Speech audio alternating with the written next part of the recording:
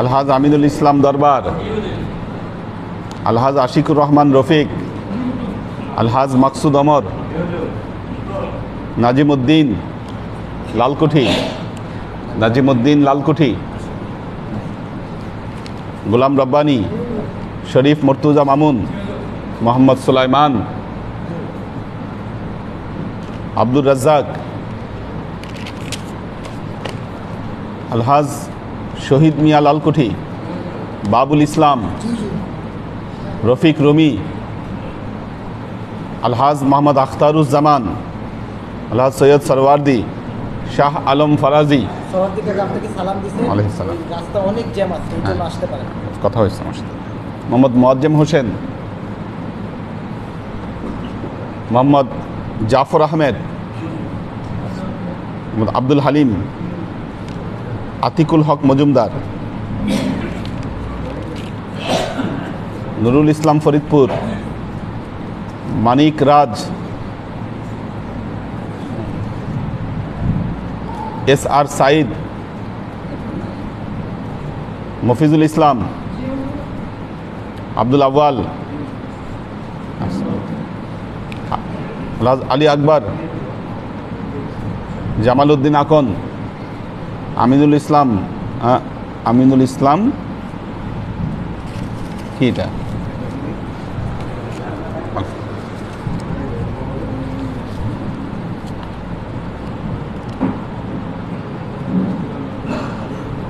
আলিম, আমিনুল ইসলাম আলিম, রমজান আলী, আব্দুল কাদের,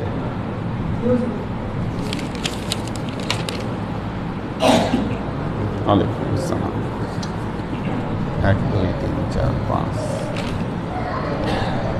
5 6 7 8 9 9 10 11 12 13 14 15 15 16 17 18 19 20 21 22 23 24 24 লিখতেছি 24 24 25 তো আলী আকবর ভাই আসছেন 25।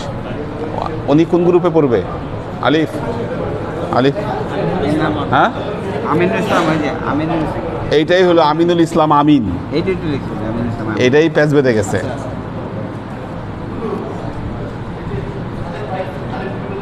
হ্যাঁ সাদেক,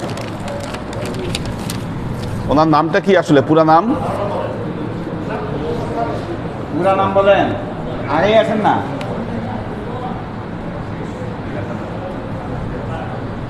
সাদেকের আগে পরে কিছু আছে?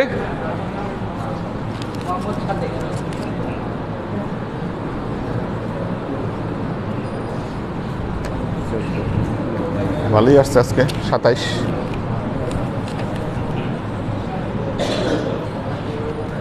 27 জন আছে উপস্থিতি। বক্তব্য রাখেন।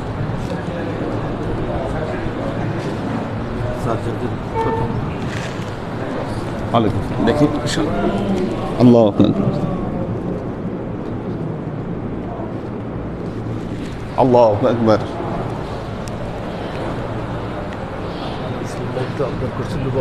হ্যাঁ হ্যাঁ বক্তব্য রাখেন, দেন ওনাকে দেন।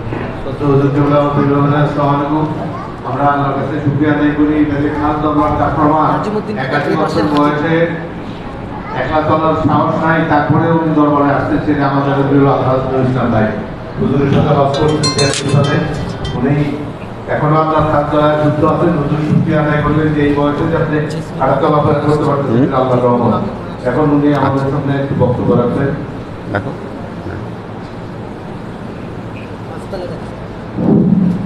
আসসালামু আলাইকুম ওয়া রাহমাতুল্লাহি ওয়া বারাকাতুহু। পরম শ্রদ্ধেয় মুর্শিদ কিবলার প্রতি বিশ্বমান সালাম নিবেদন করছি।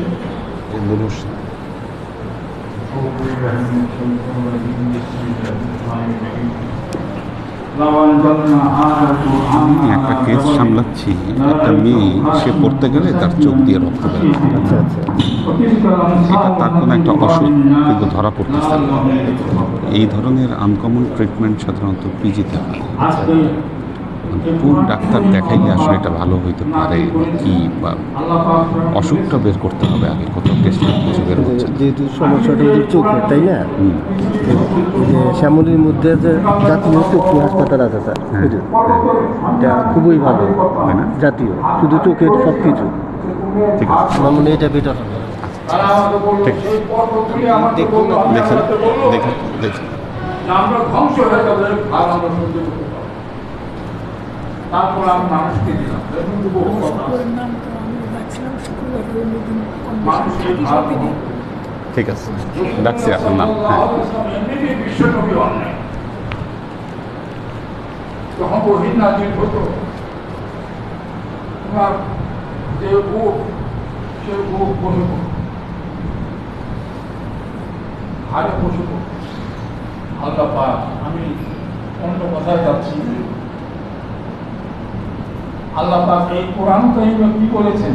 কখনো মাসওয়াদিকিন, তোমরা, তোমাদেরকে আমি হেদায়েতের জন্য একটা কথা বলি, এদিক সেদিক না তাকিয়ে তোমরা সৎ ব্যক্তি, সৎ কর্মশীল ব্যক্তিদের সাথে, সত্যবাদীদের সাথে, সৎ কর্মশীল ব্যক্তিদের সাথে, সত্যশ্রয়ী ব্যক্তিদের সাথে তোমরা বন্ধুত্ব করো, চলাফেরা করো, উঠা বসা করো। আমার দৃষ্টিভঙ্গিতে আজ প্রায় 50 বছর থেকে চলল 71 সনে বড় হুজুরের সাথে একটা কথাই এ পর্যন্ত যারা আমাদের থেকে কবরে চলে গেছেন, ইনশাআল্লাহ তাআলা আমাদের বড় হুজুরের সাথে তারা কাজ করতেছে, এটা আমাদের দৃঢ় বিশ্বাস। আরেকটা বিশ্বাস, আমি ব্যক্তিগতভাবে মনে করি আমাদের মধ্যে অনেক খারাপই আছে, বদকারিতা আছে। আখেরি জমানায় শয়তান আমাদেরকে অনেক ধোঁকা দেয়, আমাকেও অনেক বেশি বেশি ধোঁকা দেয়।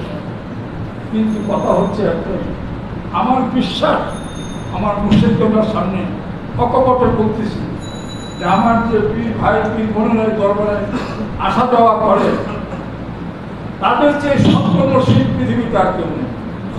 আমি তাদেরকে সবাইকে সালাম জানাই, কি ছোট, কি বড়, কি বৃদ্ধ, সবাইকে আমি সালাম জানাই। আল্লাহ পাকের ইচ্ছা না হলে এই দরবারে আসার ক্ষমতা কারণ নাই, আসলেও থাকার ক্ষমতা নেই। বড় হুজুর বলে গেছেন যে এখানে অনেকেই আসবে কিন্তু টিকবে না, থাকবে না। তার কারণ ওই হাফিজের বাপ একদিন বলছে, হাফিজের বিয়ের মধ্যে কমিটি সেন্টারে ক্যামেরা নিয়ে আসছে, ক্যামেরা। হাফিজ বলতেছে, যদি আমার ছেলের বিয়েতে ক্যামেরা নিয়ে আসো, কত খাও, আমি চলে গেলাম। মনে আছে? এই ধরনের লোকের একটা না একটা কোয়ালিটি নিয়ে তারা কবরে চলে গেছে। আমি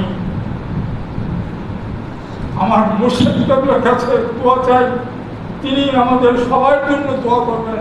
আমরা কেউ যেন এই দুইজনকে ছাড়া হাসরের ময়দানে অন্য কারো দিকে নজর না যায়।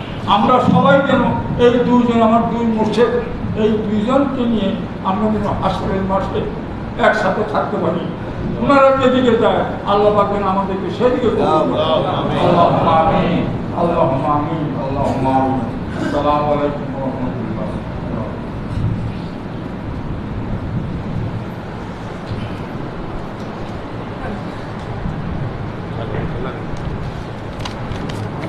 শরীফের জন্য জি, লক্ষ্য হয়ে গেছি আচ্ছা। 10 টাকা। এখন এর মধ্যে শুক্রবারে করে দিতে চায় না, শুক্রবারে করতে চায়। এখানে বসে কয়জন? এখানে বসে 10 লাগবে। 10 হয়ে গেছে এখানে বসে? জি, আচ্ছা, ঠিক আছে। আমরা লিস্ট করে দিই। হ্যাঁ, আর যারা শুক্রবার করতে চায় পড়ুক, শুক্রবারে যারা পড়তে চায় পড়ুক, পড়বে। হ্যাঁ, যদি 10-এর বেশি পারেন, 10 হলো অ্যাটলিস্ট। হ্যাঁ, ঠিক আছে, 10 হলো অ্যাটলিস্ট।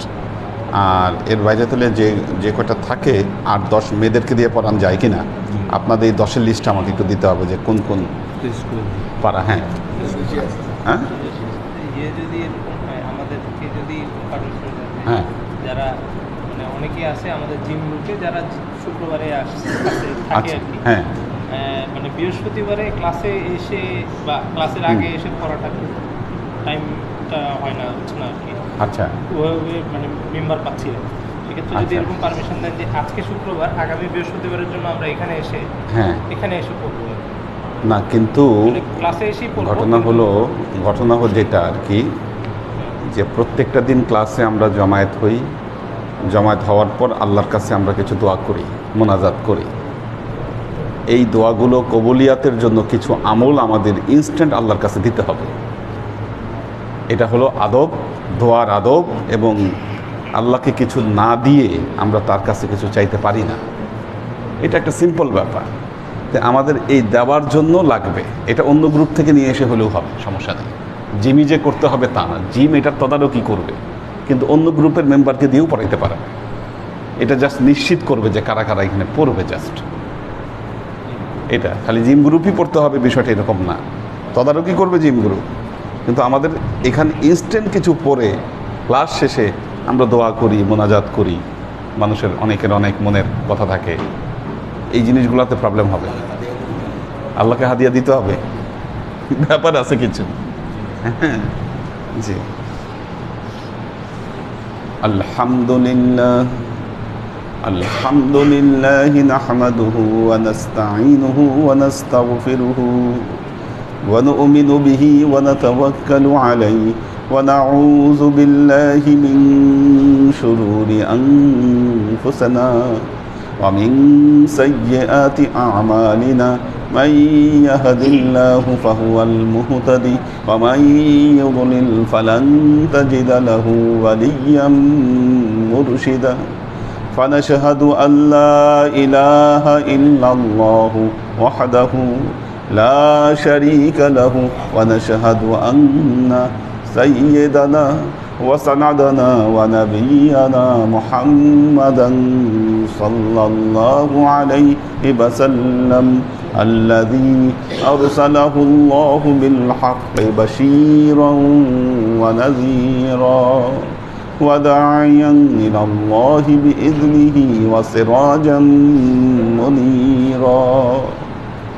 وقال الله تعالى في كلامه المجيد وفرقانه الحميد ما كان محمد أبا أحد من رجالكم ولكن رسول الله وخاتم النبيين وكان الله بكل شيء عليما.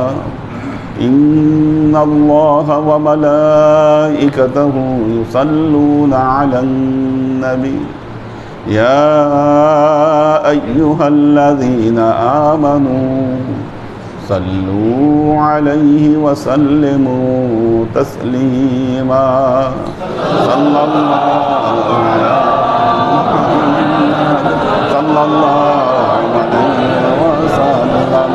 صلى الله على محمد صلى الله عليه وسلم.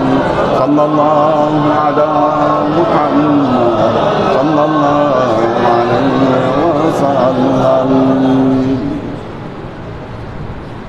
আল্লাহর আশিক ও সালেক বৃন্দ,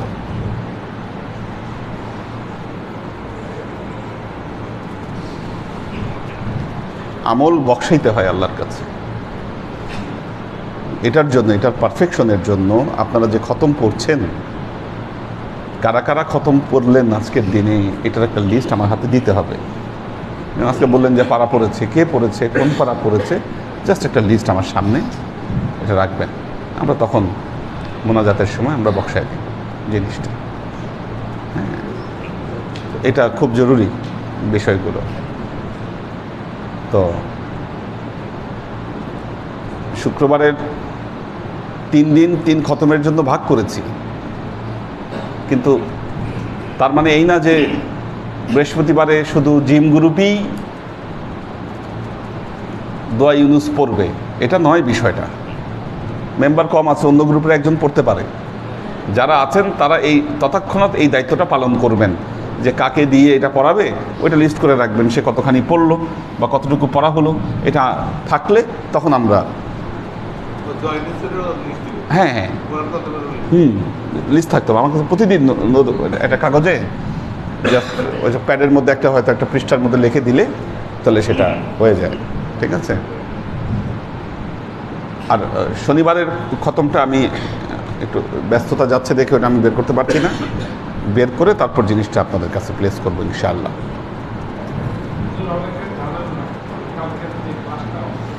আচ্ছা, হ্যাঁ সেটা বলেছি, যেটা গতকাল ক্লাসে যেটি আলোচনা হয়েছে যে আমাদের খতমগুলো একটু যত্ন সহকারে পড়া উচিত। মাঝখানে করোনা, তার পরবর্তী অবস্থায় খতম একটু আমাদের ঢিলাঢালা হয়ে গেছে, খতমের ব্যাপারে সিরিয়াসনেসটা কমে গেছে। তো এটাকে ফিরিয়ে আনার জন্য আমরা বৃহস্পতিবার দোয়া ইউনুস খতম পড়ব। বৃহস্পতিবার কি কোরআন খতম? ও কোরআন খতম বৃহস্পতিবার, আচ্ছা। আর শুক্রবারে হলো দোয়া ইউনুস খতম, আর শনিবার হলো খতমে খাজেগান। আমরা এই 3টা খতম উপস্থাপন করবো আল্লাহর কাছে। হ্যাঁ হ্যাঁ হ্যাঁ, তো এটাই আমরা ইয়া করবো। বৃহস্পতিবার কোরআন খতম, শুক্রবার ইউনুস খতম। তো আজকে কারা কারা পড়লো ইউনুস খতম? এই যে কে কে পড়েছে আমার এই লিস্টটা দরকার, কে কত। হ্যাঁ, এটা নেক্সট ইয়া থেকে দিয়েন, আজকে তো আর হচ্ছে না, নেক্সট ইয়া থেকে দিয়েন। আর আমরা আগামী বৃহস্পতিবার থেকে আমরা কোরআন খতম, অনেকে আছে বাসায় পড়ে দেন, কিন্তু এখানে কমপক্ষে 10 পারা পড়তে হবে। চেষ্টা করব মেয়েদেরকে দিয়েও 10 পারা পড়াতে, এটা চেষ্টা করব, কারণ মেয়েদের অনেকেই এখন শুদ্ধ করে কোরআন পড়তে পারেন তারা। হ্যাঁ আচ্ছা ঠিক আছে, আচ্ছা ঠিক আছে, 13 পারা তো হলো। এখন কে আসলে কয়টা পড়লো সেটা এখানে বসে 1 2 3 হ্যাঁ কি পসিবল ঠিক মতো পড়া? করতে পারবে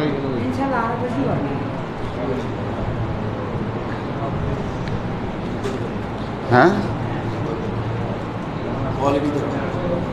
আপনার কাছে রিপোর্ট করুন। আচ্ছা ঠিক আছে, শুনবো। ঠিক আছে।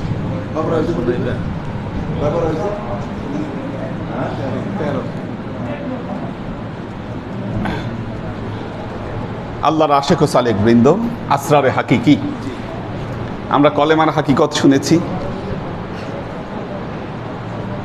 নামাজের হাকিকত শুনেছি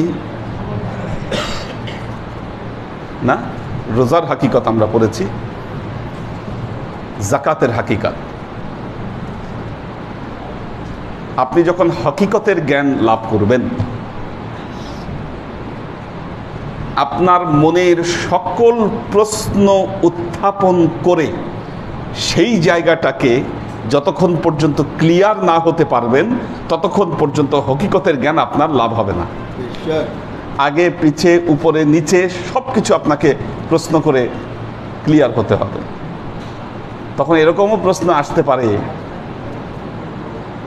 যে আসমানের উপর জমিন না জমিনের উপর আসমান, কোনটা হতে পারে কোশ্চেন? কোনটা উপরে কোনটা নিচে আমরা বা কি জানি না, আমরা কোন মাঝামাঝি কোন অবস্থার মধ্যে আছি? কোশ্চেন অ্যান্ড অ্যান্সার হকিকতের ক্ষেত্রে সব কিছু ক্লারিফাই হতে হয় মানুষকে। সূক্ষ্ম অনেক কোশ্চেন আছে মানুষের, অনেক বিষয় আছে, এটাকে ক্লিয়ার না করা পর্যন্ত হকিকতের জায়গায় মানুষ পৌঁছাতে পারে না।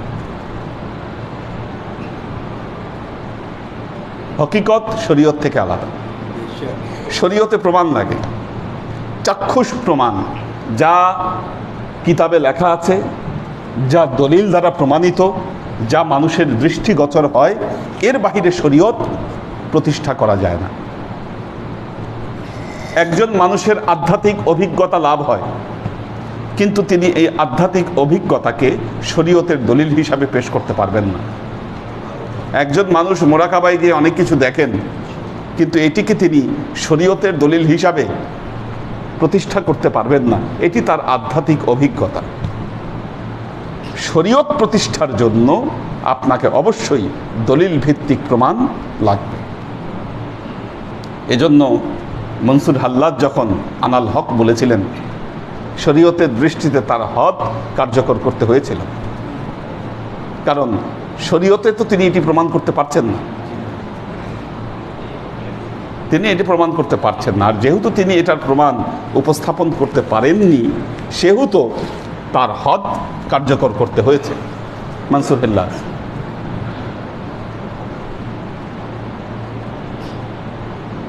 যেমন নামাজ, আমরা কেবলার দিকে ফিরে নামাজ পড়ি, কিন্তু আল্লাহ পবিত্র কোরআনে বলেছেন ফাআইনামা তুওয়াল্লু ফাসাম্মা ওয়াজহুল্লাহ, যেদিকেই পাবা, যেদিকেই তুমি ফিরবা, তুমি আল্লাহকে দেখতে পাবা। তাহলে ওয়াই শুধুমাত্র কেবলার দিকে কেন? এই যে একটা কোশ্চেন, কি এটা তো একটা কোশ্চেন, মানুষের মনে উদ্রেক হতেই পারে এই প্রশ্ন। এই প্রশ্ন যে আপনার মনে উদ্রেক হবে, এতে কি কারো হাত আছে বলেন? এখানে কি থামানো যাবে? তো একজন সাধক হিসাবে আপনার এই প্রশ্নের জায়গাটাকে যদি আমি স্যাটিসফাই না করতে পারি, আর যদি বলি যে এই এগুলো বলা যাবে না, চুপ কর, থামিয়ে দিবেন আপনি, কি হবে? তার যে ওই তৃষ্ণার জায়গাটা, এটা কিন্তু ফিল আপ হবে না। হাকিকত এই জায়গাটা মানুষকে ক্লিয়ার করার চেষ্টা করে। তো দকিকত, হ্যাঁ দকিকত আছে আমাদের। আমরা খুব চমৎকার একটা প্রেজেন্টেশন রেডি হয়েছে আপনাদের জন্য। এটার আরও আদ্যপান্ত আমি চাচ্ছি সামনে রমজান মাসের পরে এটাকে প্রেজেন্ট করব। রমজান মাসের পরে এখানে প্রজেক্টর লাগাবো, প্রজেক্টর লাগিয়ে এই জিনিসগুলো আপনাদের সামনে প্রেজেন্ট করব। তার আগ পর্যন্ত এটার যত এডিট করা বা যা কিছু করা, এই কাজগুলো আমরা করে যাচ্ছি। হ্যাঁ, দকিকত ওটাও জানবেন, দকিকতটি কী বা দকিকতের জ্ঞান কেন প্রয়োজন বা কী, এভরিথিং আপনারা এই সম্পর্কে ক্লিয়ার হয়ে যাবেন। একটা রোড ম্যাপ থাকবে আমাদের সালেকদের জন্য। একটা সালেকের লক্ষ্য কী, কোথায় গিয়ে তার যাত্রা শেষ হবে, কোথা থেকে তার যাত্রা শুরু, কোনো দিক ঠিকানা নাই আপনাদের।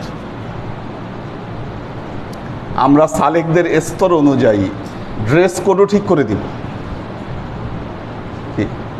একজন 15-20 বছর ধরে ক্লাস করেন, দেখা যায় যে ওই আব্বা যেটা বলতো ব্লাউজ পরে ক্লাসে আসা, কি আপনারা সেই ব্লাউজ পরে এখনো ক্লাসে আসেন?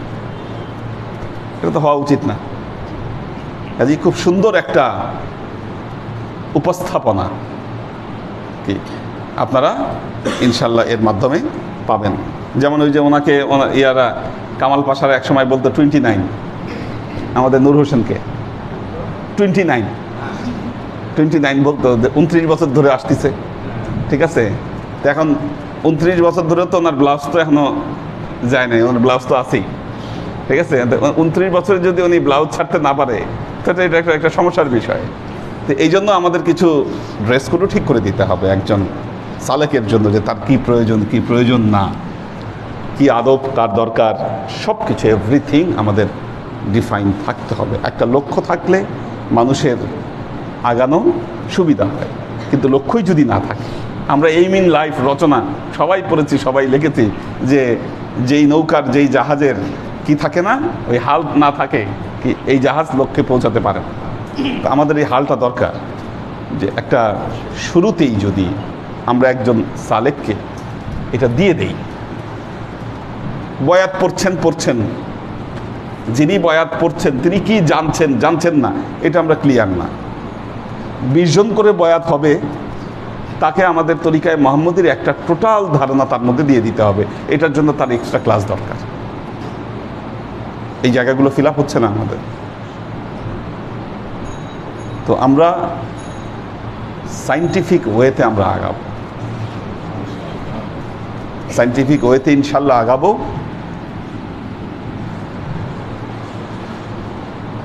কাজ মোটামুটি 50% হয়ে গেছে আমাদের, বাকিগুলো হয়ে গেলে এখনও দেখানো যায়, কিন্তু চিন্তা করেছি যে না, রমজান মাস তো একটা সেশন, এটা শেষ হলে নতুন করে সব শুরু করা। তো আল্লাহর আশেক ও সালেক বৃন্দ, খাজা মঈনুদ্দিন চিশতি রহমতুল্লাহ আলাই এখন তিনি যাকাতের হাকিকত বর্ণনা করছেন। যাকাত বলছেন,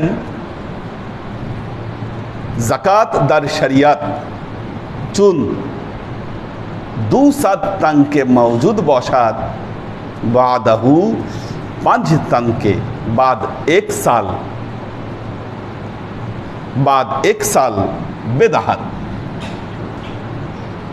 বলছে জাকাতের নিয়ম হচ্ছে এই, কারো কাছে যদি, তানকে শব্দটা ব্যবহার করেছে এখানে, অর্থাৎ কারো কাছে যদি 200 টাকা থাকে অথবা 200টা যদি মুদ্রা থাকে কারো কাছে, সেখান থেকে 1 বছর পর 5টা মুদ্রা তাকে আল্লাহর পথে জাকাত দিয়ে দিতে হয়, না 2.5%। এটা হলো শরীয়তের কথা। জাকাত দার শরিয়ত চুন 2 तन के मौजूद बौशाद बादहू 5 तन के बाद 1 साल বেদাহাত। 1 বছর পর সে কি করবে? 5 तनকে 5টা টাকা সে আল্লাহর রাস্তায় দিয়ে দিবে। আমাদের সালেকদের জন্য পার্সিয়ান কোর্সও আমরা ম্যান্ডেটারি করেছি। প্রথম কোর্স আমি করাই দিব, তারপর আপনাদের মধ্যে থেকে কোর্স নেওয়ার মানুষ রেডি করে দিব। যারা ভালো রেজাল্ট করবেন এরপর তারা এই কোর্সগুলো নেবেন, আমি আর পরবর্তীতে নিব না। তো 200 তানকা থাকলে 5 তানকা দিতে হবে। আচ্ছা, বেদাহাত। ওয়া জাকাত হুকমে শার বার হুর ওয়া আকেল ওয়া বালেগাস। শরীয়তের দৃষ্টিতে জাকাতটি স্বাধীনের উপর, যিনি স্বাধীন আজাদ যিনি, তার উপর জাকাত ফরজ। আকেল, যার জ্ঞান আছে বুদ্ধি আছে তার উপর জাকাত ফরজ। যে বালেগ তার উপর জাকাত ফরজ। শরীয়তে আমরা বলি না যে এই শরীয়তের হুকুম কার্যকর হবার জন্য তাকে কি হতে হবে? প্রথমে হুর হতে হবে। হুর মানে হচ্ছে স্বাধীন। আকেল হতে হবে, জ্ঞান থাকতে হবে। পাগলের উপর নামাজও ফরজ না, জাকাতও ফরজ না। বালেগ হতে হবে, বালেগ না হলে তার উপর জাকাত ফরজ নয়। অফিত তরিকাত দার 7 तन के 10 तन रवा आस দান বাকি দান ফাজাস্ত। বলছে তরিকতের দৃষ্টিতে জাকাতের ক্ষেত্রে 200 তানকা প্রথমে বলছে, তো বলতেছে শরীয়তের দৃষ্টিতে 100 তানকা রাখা বৈধ নিজের প্রয়োজনের জন্য, আর বাকিগুলোকে দান করে দেওয়া ফরজ।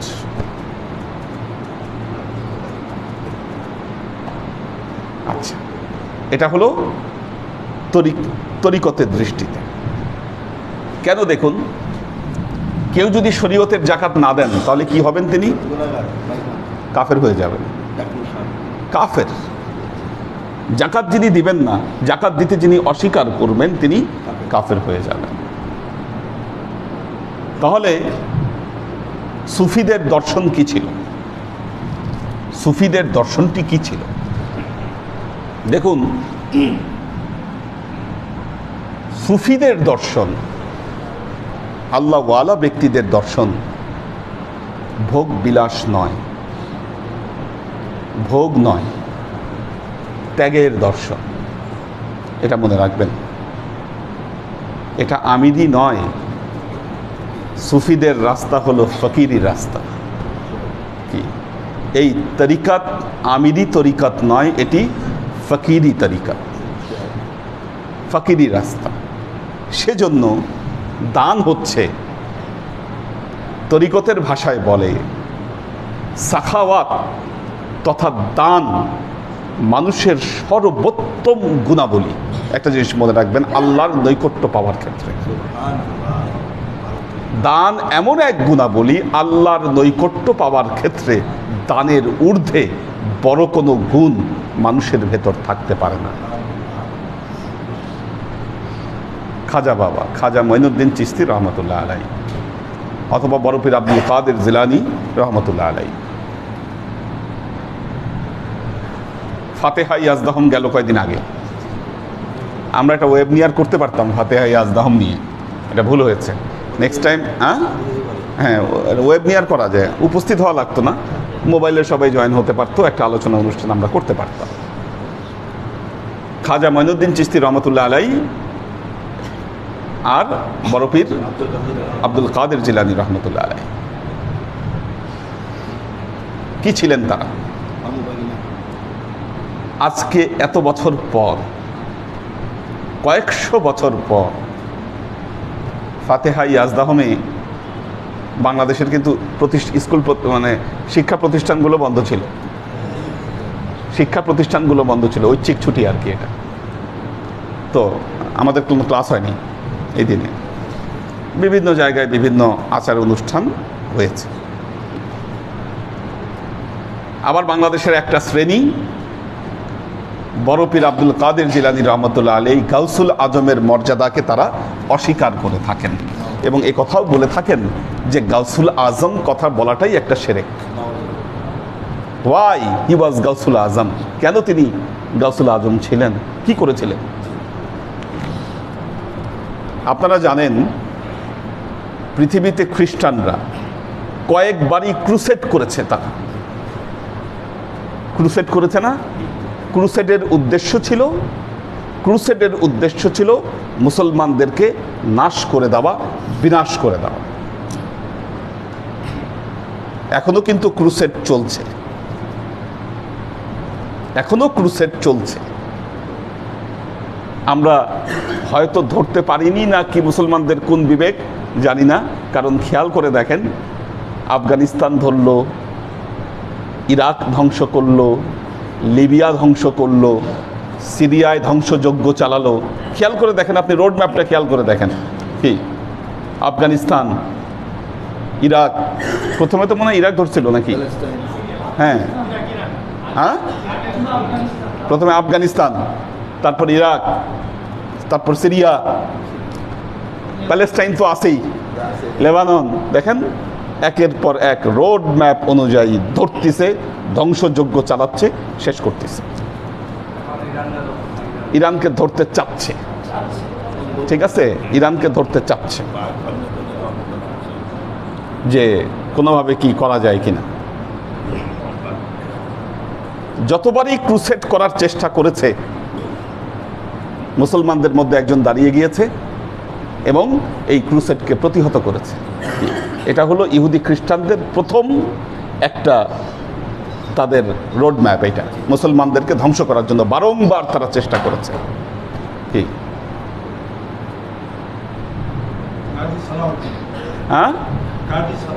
হ্যাঁ, বহু মানুষ, সালাউদ্দিন আইয়ুবী, কি সালাউদ্দিন আইয়ুবী এটাকে প্রতিহত করেছিলেন, পরবর্তীতে অটোমানদের হাতে প্রতিহত হয়েছে। কি বিভিন্ন সময় বিভিন্ন যুগে এটাকে প্রতিহত হয়েছে। কি আল্লাহ নবীর ইন্তেকালের পর হযরত আবু বকরকে রিদ্দার যুদ্ধ করতে হয়েছে। তো যুগে যুগে মুসলমানদের বিরুদ্ধে এই কাজগুলো হয়েছে। দেখেন, এটা হলো প্রথম এক। নাম্বার 2 থিওরি হলো মুসলমানদের মধ্যে এমন ইজম তৈরি করে দেওয়া যেটার সাথে আসলে ইসলামের কোনো সম্পর্ক নাই। কি তৈরি করা? ইজম তৈরি করা। গাউসুল আজম আব্দুল কাদের জিলানী রহমতুল্লাহ আলাইহি তিনি যেই সময়ে বসবাস করছিলেন, তখন এই যে ইহুদি খ্রিস্টান এরা ইসলামের মধ্যে একটা ইজমকে চাপিয়ে দেওয়ার চেষ্টা করছিল, যা আদৌ ইসলাম ছিল না। আপনারা ইতিহাস পড়ে দেখেন, বড় পীর আব্দুল কাদের জিলানী রহমতুল্লাহ আলাইহির ডাকটি কি ছিল? তিনি কোথার দিকে ডাক দিয়েছিলেন আপনারা জানেন কি না? কি স্লোগান দিয়েছিলেন তিনি? বড় পীরের স্লোগানটা কি ছিল? বড় পীরের স্লোগানটা কি ছিল জানেন কি না? রাইট, বড় পীরের স্লোগান ছিল তিনি সবাইকে তরিকায়ে মুহাম্মদীর দিকে ফিরে আসার দাওয়াত দিয়েছিলেন। ইতিহাস পড়ে দেখেন, তিনি এক প্ল্যাটফর্মে আসতে বলেছিলেন, সেটি হলো তরিকায়ে মুহাম্মদীর প্ল্যাটফর্ম, এবং ইসলামের নামে বিভিন্ন চিন্তা ইসলামের মধ্যে যারা চাপিয়ে দেওয়ার চেষ্টা করেছিল তাদের বিরুদ্ধে তিনি ভয়ঙ্করভাবে রুখে দাঁড়িয়েছিলেন। এবং তিনি তার কাজে শতভাগ সফল হয়েছিলেন। এই জন্য তাকে বলা হয় গাউসুল আজম। This is the reason. এখন চেষ্টা করেছিল কারা? ইসলামের মধ্যে ইজম তৈরি করবে চেষ্টা করেছিল খ্রিস্টানরা, ইহুদিরা। এদের মিলিত শক্তি এই চেষ্টা করেছিল, কিন্তু বরফির আব্দুল কাদের জিলানী রহমতুল্লাহ আলাইয়ের যে প্রচেষ্টা, ওনার প্রচেষ্টার কারণে এই প্রচেষ্টা ব্যর্থ হয়েছিল। এই জন্য আজকে এরা তাদেরকে গালাগালি করে, দেখবেন গালাগালি করে। ভারতবর্ষে আরেকজন তরিকায় মোহাম্মদীর ডাক দিয়েছিলেন, জানেন কিনা তার নাম? হযরত সৈয়দ আহমদ বেল্লভী রহমতুল্লাহ আলাই। কি হযরত সৈয়দ আহমদ বেল্লভী রহমতুল্লাহ, তিনি ইংরেজদের সাথে যুদ্ধে শাহাদত বরণ করেছিলেন। তিনি তরিকায় মোহাম্মদীর ডাক দিয়েছিলেন এবং ইংরেজদের সাথে তার যুদ্ধ হয়। এই যুদ্ধে তিনি শাহাদত বরণ করেন। ইংরেজরা কি আমাদের ভালো চায়? ভালো চায় কিনা? ওহাবি মতবাদ এই ভারতবর্ষে এরাই ইন্ট্রোডিউস করার চেষ্টা করেছে। এখানে আরেকজন তরিকায় মোহাম্মদীর ডাক দিয়েছিলেন, ইতিহাস থেকে যেটা একদম স্পষ্টভাবে পাওয়া যায়, শাহ ওয়ালিউল্লাহ মুহাদ্দিস দেহলভী রহমতুল্লাহ আলাই। এবং সৈয়দ আহমদ বেল্লভী এনারই শিষ্য ছিলেন, এনারই খেলাফত প্রাপ্ত ছিলেন। শাহ ওয়ালিউল্লাহ মুহাদ্দিস দেহলভী, শাহ ওয়ালিউল্লাহ মুহাদ্দিস দেহলভী, উনি আব্দুল আজিজের আগে যিনি। শাহ ওয়ালিউল্লাহ মুহাদ্দিস দেহলভী তিনিও তরিকায় মোহাম্মদীর ডাক দিয়েছিলেন এই ভারতবর্ষে, কারণ মুসলমানদের মন মগজে এটা গেঁথে আছে। আজকেও কিন্তু পৃথিবীতে আপনারা জানেন মুসলমানদের মধ্যে একটা ইজমকে চাপিয়ে দেওয়ার চেষ্টা করা হচ্ছে, যা আদৌ ইসলামী ইজমের সাথে এটার কোনো সম্পর্ক ছিল না। এবং এই ইজমের মাস্টার মাইন্ড হচ্ছে ইহুদি এবং খ্রিস্টানরা। তারা এই ইজমের প্রচার এবং প্রসারের জন্য তারা ফান্ড দিচ্ছে, মানুষ তৈরি করতেছে এবং পৃথিবীতে এটাকে স্প্রেড করে দেওয়ার জন্য যত রকম প্রচেষ্টা আছে তারা চালিয়ে যাচ্ছে। Is the fact. হ্যাঁ, তো দেখুন আল্লাহর আশিক ও সালেক বৃন্দ, এখান থেকে যদি মুসলিম উম্মাকে বাঁচাতে হয় তরিকায় মোহাম্মদীতে ফিরে আসতে হবে, এছাড়া বাঁচার কোনো উপায় নেই, কোনো উপায় নেই। কাজী গাউসুল আজমের দেখানো পথ যা ছিল, খাজা মঈনুদ্দিন চিশতি রহমতুল্লাহ আলাই ওনার দেখানো পথও কিন্তু তাই ছিল। দান করতেন, ওনারা দান করতেন, সাখাওয়াত। আজকে ভারতবর্ষে ইসলাম এভাবে স্প্রেড করেছে একমাত্র সাখাওয়াতের কারণ।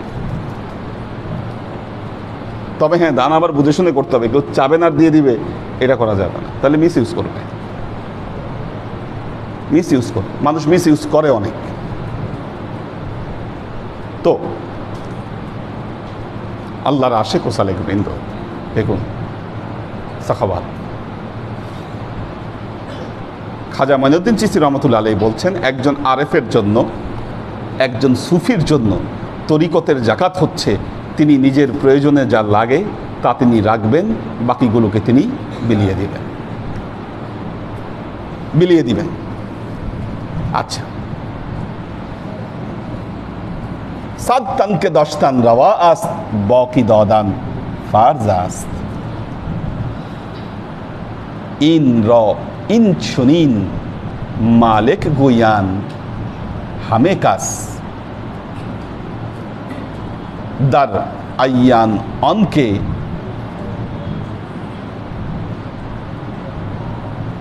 দুরুগিস্ত, মুনাফিক শোধ কাসিকে মুনাফিক শোধ অন কাফের শোধ, কাফের শোধ অনকে মুশরিক শোধ, দার কাসিকে ইন চাহার সিফাত দরাদ। উনি 4টা সিফাতের কথা বলেছেন। মিথ্যাচার, মুনাফিক, কাফের এবং মুশরিক। কয়টা? চারটা।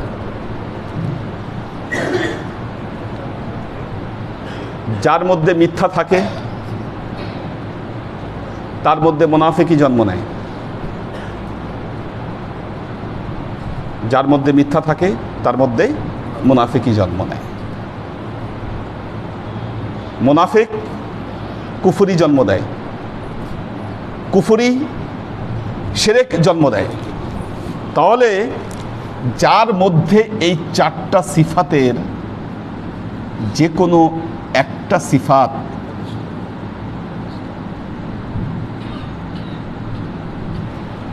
আচ্ছা, যার মধ্যে এই চারটা সিফাতের একটা সিফাত যার মধ্যে জন্ম নিল, সে কি হলো? মারদুদ হয়ে গেল।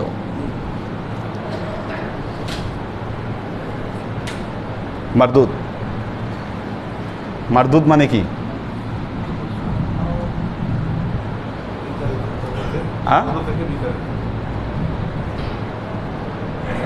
দেখেন একটা জিনিস, এক হলো কাফের, কি মুশরিক, ইহুদি, খ্রিস্টান, যার যার ধর্ম আছে। আপনি কোনো ধর্মের মানুষকে বাধ্য করতে পারবেন না যে তুমি আমার ধর্মে আসো। কি যে খ্রিস্টান সে খ্রিস্টান, এটা তার ধর্ম। যে মুশরিক সে মুশরিক, এটা তার ধর্ম, এটা তার ব্যাপার। যে ইহুদি সে ইহুদি, এটা তার ব্যাপার। কি উনি ইহুদি হতে পারে, কিন্তু যে একবার ইসলাম কবুল করার পর তারপর সে ধর্মকে ত্যাগ করে, সে হচ্ছে মারদুদ।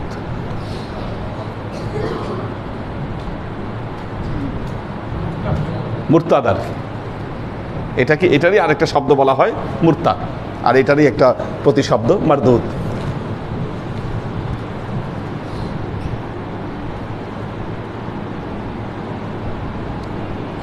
যে মিথ্যা কথা বলে তার মধ্যে কি জন্ম নেয়? মুনাফিকি জন্ম নেয়। মুনাফিকি থেকে কি জন্ম নেয়? কুফরি জন্ম নেয়। কুফরি থেকে শিরকি জন্ম নেয়। কি শিরকি জন্ম নেয় না? তো বলতেছে এই চারটার যে কোনো একটা। সুতরাং আচ্ছা, এই চারটার যে কোনো একটা তার মধ্যে জন্ম নিচ্ছে, যার মধ্যে জন্ম নিচ্ছে সে তো ইসলাম থেকে সে খারেজ হয়ে যাচ্ছে, সে মারদুদ হয়ে যাচ্ছে। এই জন্য বলতেছে, খাজা মঈনুদ্দিন চিশতি বলতেছেন, এক লোক সে বলতেছে আমি মালের জাকাত আদায় করি। দেখুন, সে মালের জাকাত আদায় করে, কিন্তু দেখা যাচ্ছে জাকাত আদায় না করে বরং সে মাল জমিয়ে যাচ্ছে। জাকাত আদায় না করে সে কি করতেছে? সে মালকে জমিয়ে যাচ্ছে, এবং এমনভাবে সে সম্পদ জমাচ্ছে যে সেই সম্পদের দ্বারা সে বন্দী হয়ে যাচ্ছে, আবিষ্ট হয়ে যাচ্ছে।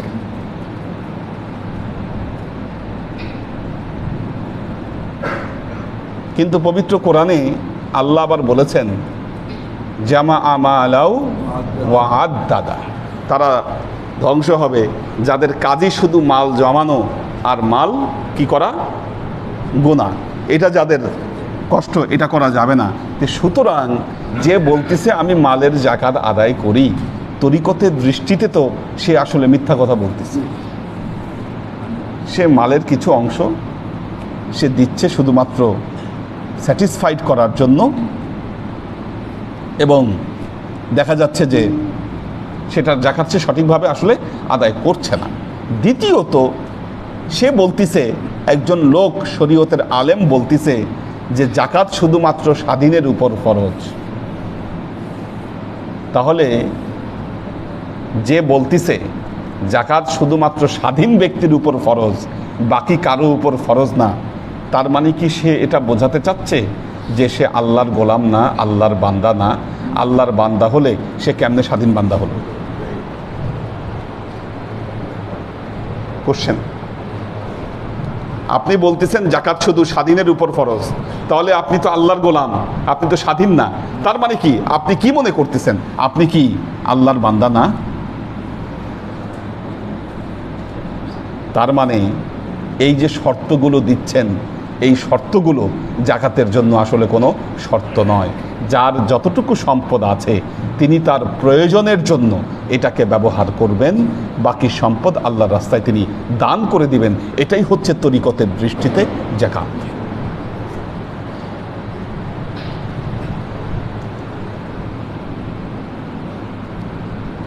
হ্যাঁ,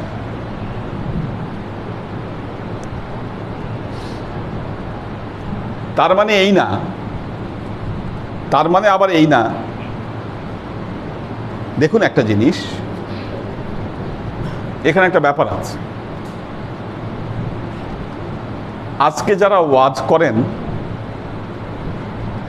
তারা অনেকে বলেন আল্লাহর নবী ফকির ছিল, গরিব ছিল, খাইতে পারতো না, এ ধরনের অনেক কথা বলে থাকেন।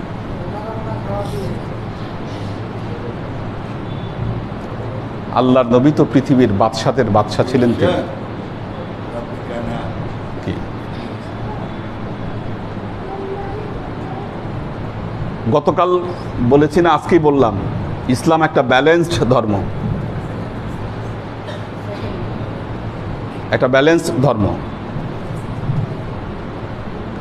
আপনি এমন কিছু করবেন না যে আপনি একেবারে নিঃস্ব হয়ে যাবেন, এটা ইসলাম সাপোর্ট করে না। আপনাকে নিঃস্ব হতে বলেনি, সমাজে আপনার প্রভাব প্রতিপত্তি আপনাকে ঠিক রাখতে হবে। আপনি সুফি হতে গেলে শিক্ষা দীক্ষা আপনার লাগবে না, এরকম একটা ধারণা মুসলমানদের মধ্যে একটা সময়ে ক্রিয়েট করে ফেলেছিল। বাংলাদেশে দেখবেন যে পীর সাহেবদের একটা বড় অংশ আছে, ওনাদের শিক্ষা দীক্ষাও লাগে না, কিচ্ছু না। এইভাবে কিন্তু তারা শিক্ষা দীক্ষা থেকে বহু দূরে চলে আসছেন। কেন? ব্যালেন্স না হওয়ার কারণে।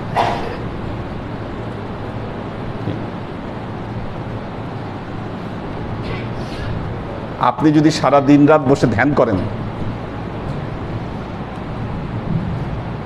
আর যদি আপনি নিঃস্ব হয়ে যান, গরিব হয়ে যান, আপনি কি ইসলামের কোনো খেদমত করতে পারবেন? এজন্য আল্লাহ বলছেন, ফাইজা হুদিয়াতিস সালাত ফান্তাশিরু ফিল আরদি ওয়াবতাগু মিন ফাদলিল্লাহ ওয়াযকুরুল্লাহা কাসীরান লাআল্লাকুম তুফলিহুন। যখন নামাজ শেষ হয়ে যাচ্ছে, জমিনের বুকে তুমি বিচরণ করো, আল্লাহর রিজিক সংগ্রহ করো, এবং ওই অবস্থায় আল্লাহকে বেশি বেশি স্মরণ করো, যেন তুমি কি করতে পারো, তুমি যেন সফল কাম হতে পারো। আপনার উপার্জিত অর্থ কি, মনে রাখবেন একটা জিনিস, আপনার উপার্জিত অর্থ আপনি কোন কাজে ব্যয় করছেন, এটা আপনাকে 100% এটার হিসাব আপনাকে দিতে হবে। কি উপার্জন করতে কিন্তু আল্লাহ নিষেধ করেনি। কি পরিশ্রম করতে, উপার্জন করতে নিষেধ করেছেন? কখনো নিষেধ করেনি আল্লাহ। তবে হ্যাঁ, আপনার উপার্জিত অর্থকে সঠিক পথে ব্যয় করবার জন্য নির্দেশনা দেওয়া হচ্ছে।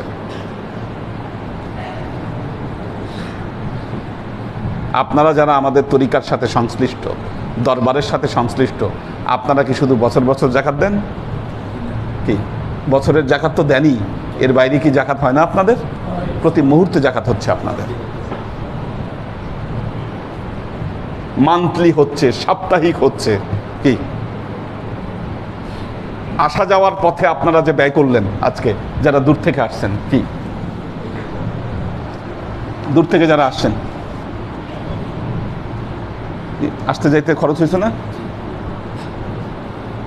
কি এটা কি আপনার দানের খাত থেকে বাইরে হবে? কখনো না, এটা দানের সাথে ইনক্লুড।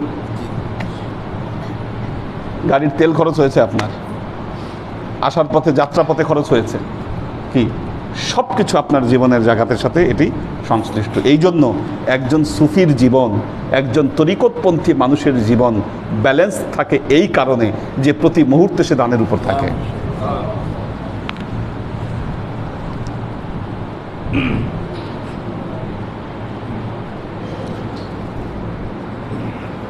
আল্লাহ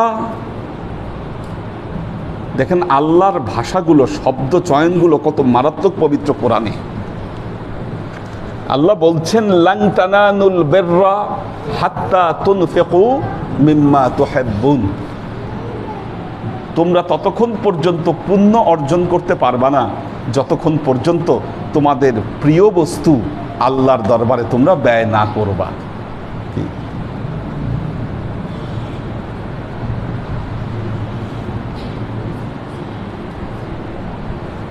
যারা লেবার, এখন লেবারদের প্রতিদিন কত দিতে হয়? 500-600।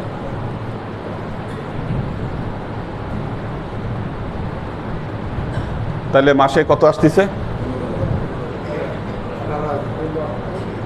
আচ্ছা 15 বা 18 যেটাই হোক, 15,000 ধরলাম, 15,000।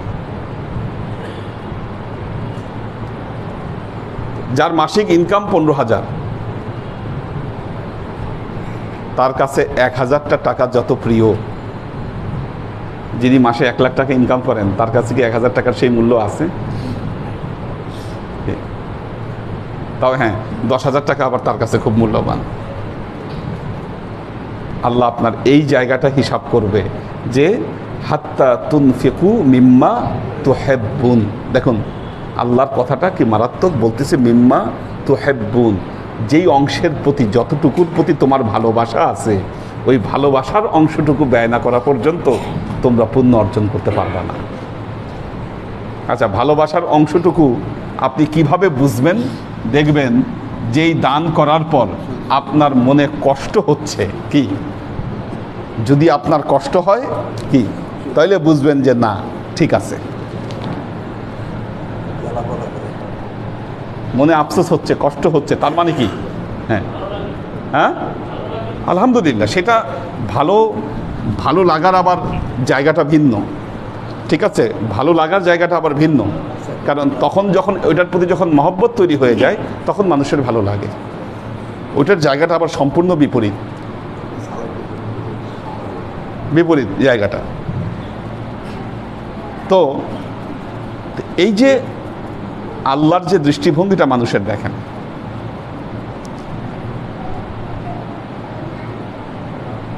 এবং হ্যাঁ হ্যাঁ, লাভ, রাইট। এই জাজমেন্ট অফ লাভে যখন একটা হচ্ছে, যেটা বলেছি যে একটা হলো judgement of law, judgement of nature and judgement of love. Natural judgement, লয়ের জাজমেন্ট, ন্যাচারাল জাজমেন্ট অ্যান্ড লাভের জাজমেন্ট। এবং আমি একটা উদাহরণও দিয়েছিলাম যে আমার এক ভক্ত আমাকে তার বাসায় দাওয়াত দিয়েছে। এখন সে 3টা মাছ, 3টা কই মাছ ধরেন, ছোট সাইজ কই মাছ সে রান্না করেছে, তার সাথে ভাত। এখন ল কি বলছে? মাছ আছে 3টা, মানুষ হচ্ছে আমরা 2 জন, সুতরাং লয়ের হিসাব হলো একজন পরিপূর্ণ একটা করে মাছ নিবে আর মাঝখানে আরেকটাকে কেটে তারপর 2 জন ভাগ করে নিবে। This the law. এটা হলো judgement of law. Natural judgement কি বলছে? যেহেতু আমি মেহমান আর তিনি মেজবান, কাজে তিনি চাবেন যে না 2টা মাছ আমি খাই আর একটা মাছ তো তাকে খেতে হবে, এটা হবে ন্যাচারাল জাজমেন্ট। কিন্তু যখন জাজমেন্ট অফ লাভ, তিনি যখন লাভ দিয়ে জাজমেন্ট করবেন তখন তিনি চাবেন যে না এই 3টা মাছই আমাকে দিয়ে দিতে, আর এটা তখন তার ভাল লাগবে। দিস দ্য লাভ। এটা হলো জাজমেন্ট অফ লাভ। সে দিয়ে দিতে চাবে সে তখন, বিকজ তার জাজমেন্টটা লাভ থেকে হচ্ছে। এখন জাজমেন্ট অফ লাভে তো সবাই উপনীত হতে পারবে না, এই জন্য কোরআনের ভাষাগুলো অধিকাংশ ভাষাই জাজমেন্ট অফ ল থেকে আল্লাহ করেছেন। হাত্তা তুনফিকু মিম্মা তুহিব্বুন, এটা লয়ের ভাষা। তো দেখুন আল্লাহর আশিক ও সালেক বৃন্দ, একটা জিনিস মাথায় রাখবেন, এর সাথে আরেকটি কথা বলবো। সবাই বলেন, অনেকেই বলেন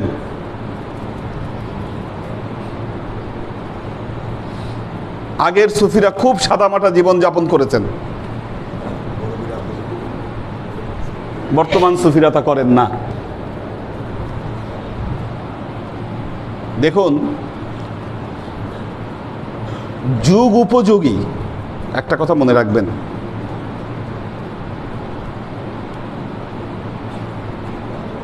আল্লাহর নবীর সময়টা কল্পনা করে দেখেন।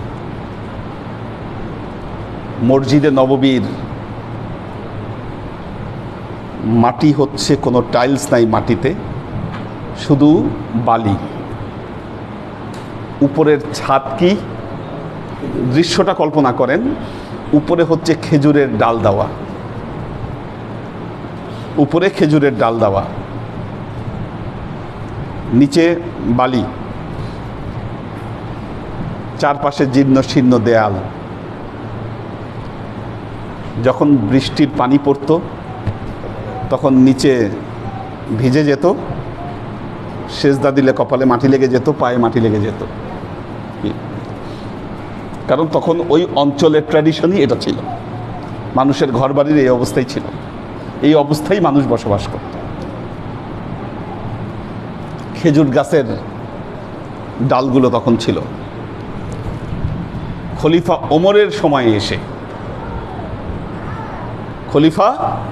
ওমরের সময়ে এসে তখন তিনি অর্ধ পৃথিবীর শাসনকর্তা। উনি বললেন এই অবস্থা আর চলতে পারে না, এটা মুসলমানদের সম্মানের সাথে জড়িত। কিসের সাথে? সম্মানের সাথে জড়িত। কারণ পৃথিবীর এত বড় এখন শক্তি মুসলমান, তাদের প্রধান একটি ধর্মীয় একটা জায়গা, এই জায়গা যদি এরকম জীর্ণ শীর্ণ থাকে, এটা হতে পারে না। তিনি সংস্কারের উদ্যোগ নিলেন।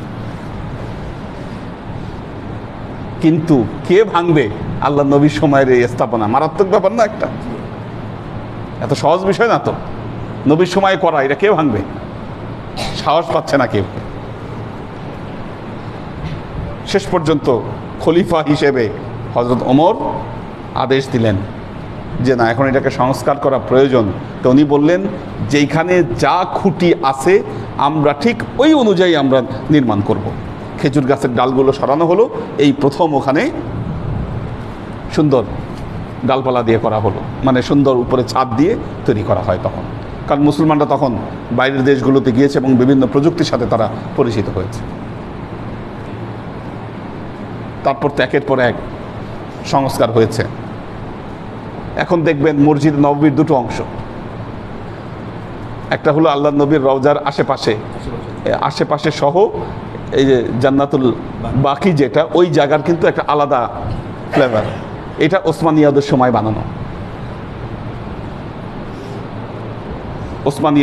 বানানো। বিশেষ করে এই সংস্কার কাজ করেছেন ওসমানীয় সম্রাট সুলতান সুলাইমানের বাবা প্রথম সেলিম যিনি ছিলেন, তিনি এই সংস্কার কাজগুলো করেন সেখানে। খুবই তিনি এই মক্কায় যে স্থাপনাগুলো আছে এবং মদিনায় যে স্থাপনাগুলো আছে, এটি প্রথম সেলিম করেন। এই জন্য তার উপাধিই ছিল খাদেমুল হারামাইন। এই ওসমানীয় সম্রাট প্রথম সেলিমের উপাধি ছিল খাদেমুল হারামাইন। তিনি সংস্কার দেখবেন যে দুই ধরনের সংস্কার কাজ সেখানে রয়েছে। কারণ তখন মুসলমানদের এই ধর্মীয় উপাসনালয় এটি সম্মানের সাথে জড়িত। আল্লাহ পবিত্র কোরআনে কি বলেছেন? ইন্নামা ইয়ামুরু মাসাজিদাল্লাহ মান আমানা বিল্লাহি ওয়াল ইয়াউমিল আখির। নিশ্চয়ই ইন্নামা ইয়ামুরু মাসাজিদাল্লাহ, আল্লাহর ঘর, এটার সম্মান বৃদ্ধি করবে কারা? যারা আল্লাহতে বিশ্বাস করে, পরকালে বিশ্বাস করে।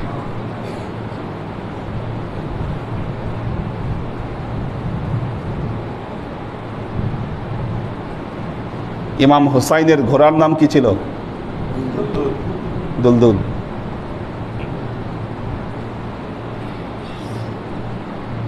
দুলদুল ছিল দেখার মতো ঘোড়া, আরবি ঘোড়া, সাদা রং।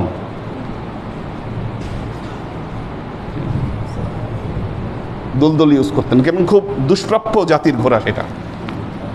দুলদুল কিন্তু খুব দুষ্প্রাপ্য জাতির ঘোড়া ছিল, এবং বিভিন্ন আর্টে দেখবেন যে ইমাম হোসাইনের যে ইয়াগুলো আছে, এখানে ঘোড়ার ছবি পৃথিবীর বহু জায়গায় এসেছে। এই দুলদুল পৃথিবীর ইতিহাসে এটা ইয়া হয়ে আছে, চিন্তা করে দেখেন এই দুলদুল।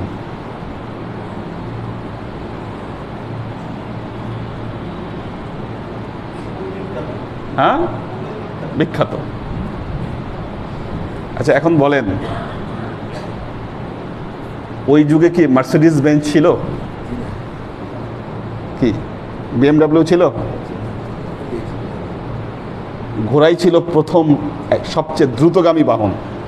উট আর ঘোড়ার মধ্যে কম্পেয়ার করলে উট আস্তে আস্তে চলতো, এটা হলো বিরাট। আল্লাহ নবীর লাল উট পছন্দ ছিল, হাদিসে আসে লাল রঙের উট, এটাও খুব দুষ্প্রাপ্য জিনিস। আরো লাল উট ব্যবহার করতেন আল্লাহ নবী।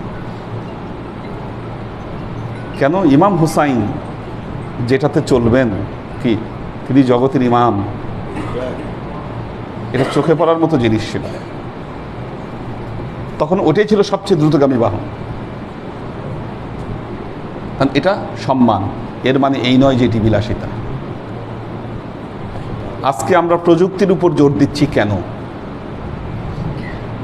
কেন প্রযুক্তির উপর জোর দেওয়া আমাদের দরকার? পৃথিবী যখন এগিয়ে যাচ্ছে, আপনি যদি মুসলমানদেরকে বলেন যে না তোমরা এগোতে পারবা না, হবে? যখন ব্রিটিশরা এখানে এসেছিল, মুসলমানরা ইংরেজি শিক্ষার উপরে তারা মারাত্মকভাবে বাধা দিয়েছিল, না ইংরেজি শেখা যাবে না, এটা কাফেরদের ভাষা।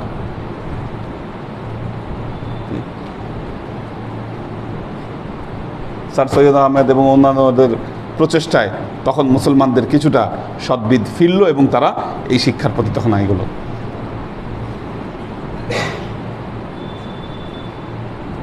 একজন ইসলামী হওয়া মানে একটা জিনিস মনে রাখবেন, আব্বাসীয়দের সময়, আব্বাসীয়দের যত উত্থান, কারণ তাদের চিন্তা চেতনাগুলো মডার্ন ছিল, আধুনিক ছিল।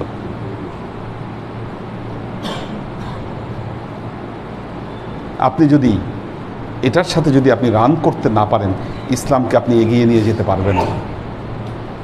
আজকে একটা জিনিস খেয়াল করে দেখবেন, আমি আপনাদেরকে একটা দারুণ জিনিস বলি। মুসলমানদেরকে মানুষ এত মনে করতে এরা দুর্বল, এবং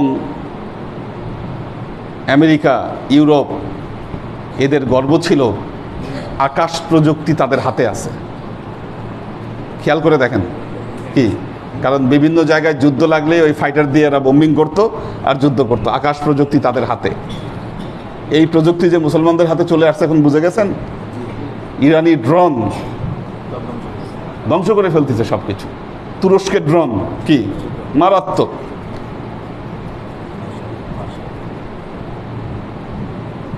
কারণ একজন ইরানি মুসলমান, তুরস্কের মুসলমান আর আমাদের বাংলাদেশি মুসলমানদের মধ্যে আকাশ পাতাল পার্থক্য।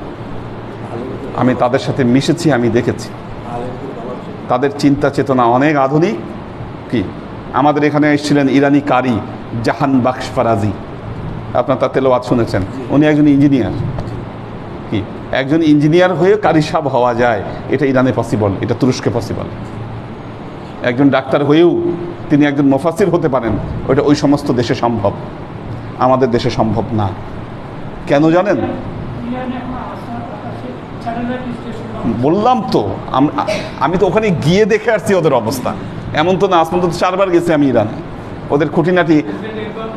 হ্যাঁ, প্রেসিডেন্ট এরদোয়ান হাফেজ আহমাদি নেজাদের সাথে আমি হাত মিলাই আসছি, ওনার সাথে।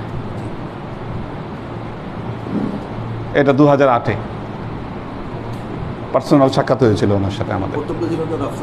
হ্যাঁ হ্যাঁ, উনি ওই আহমদি নেজাদ খুব সিম্পল জীবনযাপন করছেন, তিনি খুবই সিম্পল জীবনযাপন করতেন আহমদি নেজাদ। তো আমাদের চিন্তা ভাবনার বিরাট পরিবর্তন আনতে হবে, নাহলে সম্ভব না। আমরা চাই না গড্ডালিকা প্রবাহে গা ভাসিয়ে দিতে। আমাদের হলো অনুকরণ আর দেখা দেখি, মানুষ যা করতেছে তোমরা তাই করো, কি এই চলতেছে, যার ফলে মুসলমানদের ভাগ্যের কোনো পরিবর্তন হচ্ছে না। সবাই বছর হলে বিরাট মাহফিল করে, শোডাউন করে, তাই করো। কি এভাবে হয় না। এভাবে আমরাও দেখা যাবে যে ওই একই দিকে শোডাউন করে লাভটা কি হবে বলেন? মুসলমানদের শিক্ষা এবং দীক্ষা এ দুটোতে যতক্ষণ পর্যন্ত প্রতিষ্ঠিত না হতে পারবে ততদিন এ জাতির উন্নয়ন সম্ভব নয়। আল্লাহ আমাদেরকে তৌফিক দান করুন।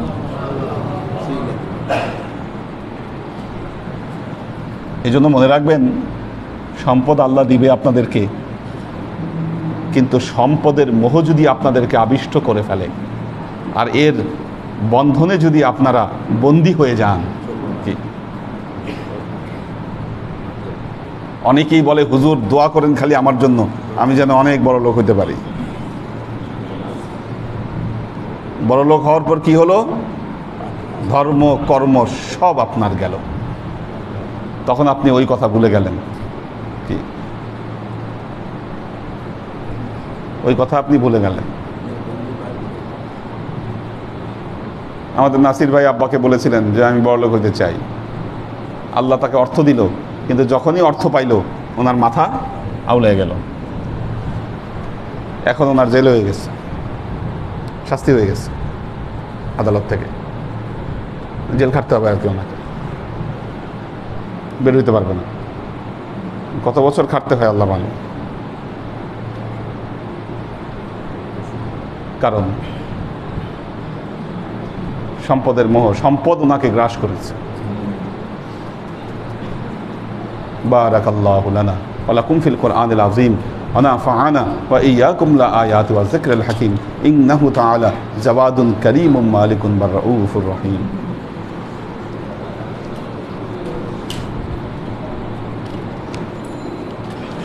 অর্থ পেয়ে যারা মাথা ঠিক রাখতে পারেন এবং সেটাকে সঠিকভাবে ব্যয় করতে পারেন, মনে রাখবেন তারা কামিয়াব,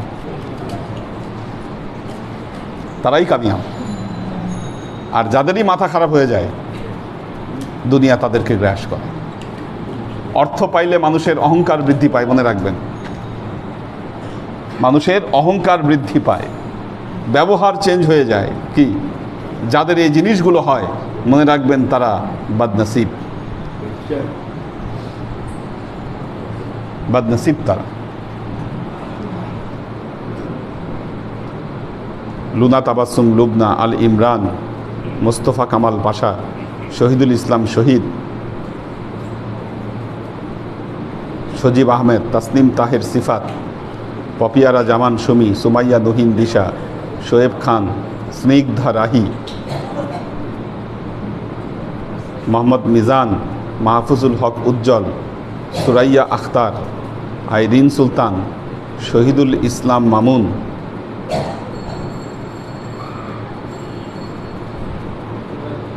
আসমা আজিজ, তোহফাল আবিব, শামীম আরা, লুবা আহমেদ, আইরিন সুলতান, আলী আকবর ভাই আছেন, খাদিজা মেরি, খাদিজা মেরি উনি অসুস্থ আছেন, অনেক দোয়া চেয়েছেন, ফারিয়া ফালাক, শোয়েব খান, আমাদের গাজী মোহাম্মদ আলী হোসেন মুম্বাই থেকে আছেন, আনোয়ারা শরীফ,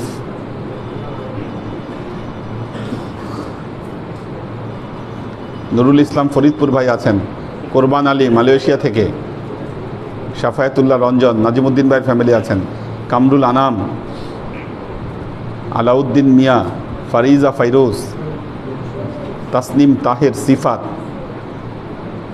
আব্দুস সালাম আজাদ, আরিফা শেখ, রাজিয়া সুলতানা ফ্লোরা, ইফাদ মিলি, রাইসা তাজরিয়ান,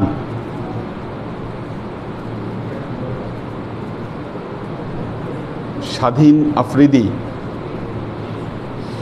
মোহাম্মদ হৃদয়, পপিয়ারা জামান সুমির ছেলের জ্বর আসছে, ফাহিমুল ইসলামের দোয়া চেয়েছে, শামসুস সাদেকিন, আব্দুল ওয়াহেদ, মোহাম্মদ মিজান, মোহাম্মদ রুমি, শাওয়ান খান, ফারিজা ফাইরুজ, মীর ইব্রাহিম সিরাজগঞ্জ থেকে আছেন। আল্লাহ সবাইকে ভালো রাখুন, সুস্থ রাখুন। এই যে আজকে টাইম মতো ক্লাস শুরু করছি, কিছুটা আলোচনা করা গেল। নামাজ এখন থেকে 8টায়, আমরা 8টায় টার্গেট রাখবো। বলে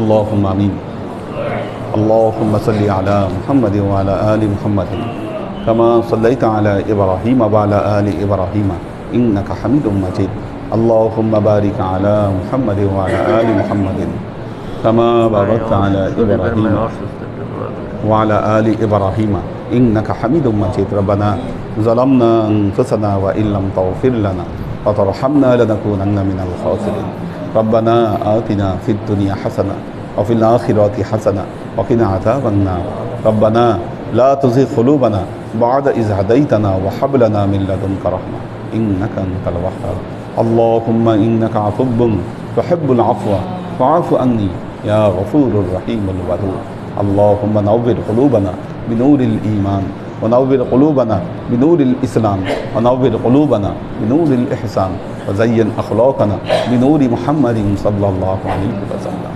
اللهم إنا نسألك علما نافعا رزقا واسعا عملا مقبولا شفاء من كل داء قلبا خاشعا ذهنا ذاكرا إيمانا كاملا توبة قبل الموت راحة عند الموت ونجاة بعد الموت اللهم إنا نسألك رحمتك في كل درجة فلاح في كل أمر ونعوذ بك من الشرك والشك والنفاق والبدعة ومن كل وسوسة الشيطان ইয়া আল্লাহ ইয়া রহমান ইয়া মালিক, আমরা এতক্ষণ তোমার দরবারে যে সমস্ত আমলকে উপস্থাপন করলাম ত্রুটিমুক্তভাবে, এই আমলগুলোকে তুমি আমাদের তরফ থেকে কবুল করে নাও। তুমি আমলের যাজা আমাদের প্রিয় নবী হযরত মুহাম্মদ মুস্তাফা সাল্লাল্লাহু আলাইহি ওয়াসাল্লামের কাছে পৌঁছে দাও। আল্লাহ আমাদের নবীর পরিবারবর্গের কাছে তুমি এর যাজাকে পৌঁছে দাও। এই দুনিয়ার সমস্ত আম্বিয়াই কেরাম, সাহাবাই কেরাম, তবে আইন তবে আইন, ওয়ালি আউলিয়া, গৌস কুতুব, আমাদের মা বাবা, ভাই বোন, আত্মীয় স্বজন, এই দরবার থেকে যত পীর ভাই বোন চলে গেছে সবার রুহে আল্লাহ তুমি এর যাজাকে পৌঁছে দাও। তুমি তোমার হাবিবের ওসিলায় আমাদের সবাইকে কবুল ও ক্ষমা করে দাও। আমাদের জীবন থেকে সমস্ত অভাব অভিযোগ, বালা মুসিবত, দুঃখ কষ্ট, রোগ শোককে দূরীভূত করে দিয়ে দৃঢ় হস্তে তোমার দ্বীনের খেদমতের তৌফিক তুমি আমাদেরকে দান করো। আজীবন যেন তোমার হেদায়েতের পথে প্রতিষ্ঠিত থাকতে পারি সে তৌফিক তুমি আমাদেরকে দান করো।